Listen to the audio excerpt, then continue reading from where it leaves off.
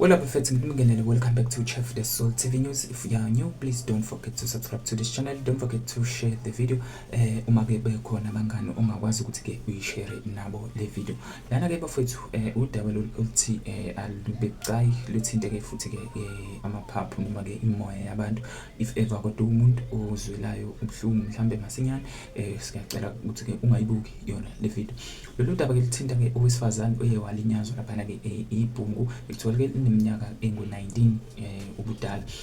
Lokhu kwenzeka endaweni yakwamaphumulo kodwa ke ake simdlalele kahle nali ke udaba lwethu ke sikuthathela ke kwelinye lamaphephandaba elibizwa ke ngalo Isolezwe. Kuthiwa ke bathuka izanya ke lapha ke ibhungu elina-19 libulala ke owesifazane ke ubengu mashonisa khona ke kuyona le ndawo. Shuthi belazi kahle kahle leli bhungu ukuthi ke lo wesifazane ke ungumashonisa. Into ke eyenzakalile la nganiza kwethu ukuthi ke kunabafana la imvamisa ke nje we all know ukuthi all over South Africa kunabafana abasebenzisa ke uhlobo ke lweyidakamizwa ngokwahlukahlukana ke kwazo. So into ke igcina yenzeka bagcine labafana ngoba abasebenzi behamba ke bezingela benza ke ubugebengu ke ngendlela ke ehlukahlukene gcine lokho kuhlukumeza nawo umphakathi. Lana ke nje kuthiwa ke sekuqhubeke ukwesaba ke lapha ke ngiyona ke indawo kuthiwa ikwamaqumbi khona lapha ke kwamaphumulo ngemuva ke kubulawa kwakhe ke lo wesifazane ke ebese siyatshela ngaye.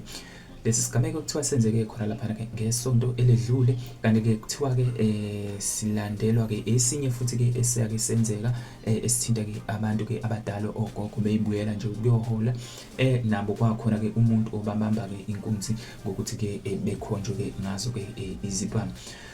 Lapha ke uDumazile ekuthiwa ke uMabhengu wakwamhlongo ona 53 kuvela ukuthi ke utholwe eshonile lapha ngolwesine ekseni ke namanxeba ke akho ukugwazwa. Okay, kube sekuthi ke la usisi lo ekuthiwa ke utholakale eshoniwe kuthiwa ke ubehlala ke nenye ingane ke encane nje impela ke lapha ke noma ingencane kakhulu kodwa ke ingane ke ebese neminyaka ke emithathu nje kuphela etholwe ke ilalele nayo ke ingazi ukuthi ke sekunento ke eyenzakale ngalendlela ke esekwenza ke ngayo. Lapha ke ekukhulumeni ke nabamaphephandaba ke omunye ke wesifazane kuthiwa ke umakhelwane wakhona laphayana uye wahamba ke ngokuthunywa ke ingane ke yakhe lo mama lo oselenyaziwe ibizama ke ingane ke ukuthi ke ithole umama wayo ke efonini kwagcina lokho kungenzekanga ngoba phela ke uselinyaziwe ngendlela ke le aselinyaziwe ngayo. Ingane le ethiwa ke ihlalela ke ngaseyindaweni zakhona ke kuThekwini kushuthi ke mhlambe iyafunda noma iyenzani ke kodwa ke ibimfonela kwasho ukuthi ke ayisamtholi ucingweni ngenxa ke yokuthi kushuthi usevelelwe iso ke isigameko leso. Uma ke echaza lo kwamakhelwane uthi ke wafike waya ke khona lapha ke ngasewindini wangabona ke lutho ngoba ke eyikhethini ke livaliwe.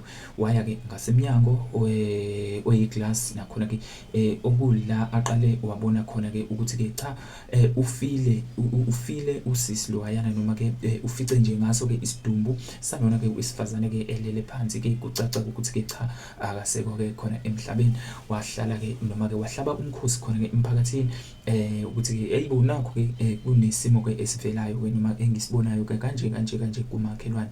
Uveze ukuthi ke ngesikhathi ke sebefika umakhelwane nakhona kulowo umuzi bangena ke khona ke endlini bathola ke ingane ke isalele nangaso leso sikhathi bayithatha ke bayisa ke komunye ke umuzi kwase ke kubikwa ke khona ke indodaza kwase kubikelwa ke iyona ke indodakazi ke le ebekuyiyona ke nayo ebifonile ngayizo.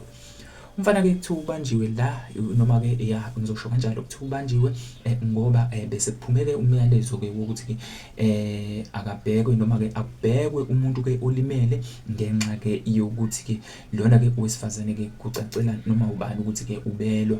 Umfana ke lo owakwazi ke noma owakwaZulu ngokwesibongo sakhe ke esibhaliwe la ngabo ke abezindaba. Lapha ke kwaZulu futhi kuyona ke indawo yakhona la kulinyazelwe khona lo wesifazane. Okay, uma siqhubeka kodwa bafethu sibheka nje lona lolu daba kuthiwa ke labafana into eyinkinga ngabo yiyo le esike sayisho ukuthi ke babafana abahlala ngama groups futhi ke basebenzisa ke zona izidakamizwa. Lona ke wesifazane ke uthe ke ziyabathusa kakhulu igameko lo wakwamakhelwane ukuthi ke kunegameko ngempela ke efana nalezi ezisaqhubeka futhi ke zidla lubi emphakathini njengoba ke kwenzekile nje ngaso lesi isigameko. Labafana futhi basebancane uma nithatha nje ukubheka naye lo owenze yona lento le umsamncane kakhulu umuntu oneminyaka ewu19. Yabo abezindaba baqhubekile bayibona futhi nevideo kuthiwa ivideo ke ibisabalele nje khona einkundleni zokuxhumana ibukwa nje wonke umuntu. Okay, uvumile umfana mayebuzwa ukuthi ke ukwenzile yini lokhu futhi ukwenzeleni lokhu wase yachaza ukuthi cha into emenzise lento le ukuthi ke uyifuna imali futhi ke eyifunela ukuthi eyobhema lezi zinto ke abayibhemayo. Namaphoyisa ke aqinisekisile lokho ukuthi ke cha lesigameko esenzeke ngempela futhi ke umfana loyo owenze leso noma ke owenze lobu bubi leso senzo sobubi ke uye waboshwa. Okay, kwasekushiwo ke futhi ukuthi ke cha kwakuyona ke inkantolo yemanje uye wavela ngawo umsombuluko. Isinqumo ke isona ke abangasitshelanga la nganza kwethu esethemba ukuthi ke kuyohamba ngempela ke aboshwe isikhathi ngempela kube isifundo nakwabanye lokho ke akwenzile yena lo mfana.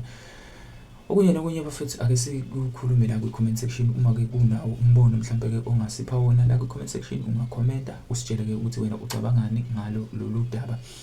Ziningi ke bafethu ke indlela ke zokuxwaya noma ke uma ke nje umuntu ongakwazi ukuyivikela ziningi ke indlela zokuthola ke izinto ezingakuvikela because sesiphila ke emhlabeni ke ongekho right ngendlela ke eyisimanga. Okunye nokunye asikhulume kwi-comment section. Don't forget to like this video and also share ukuthi ke iziphi lezo indlela khona la kwi-comment section. Danko.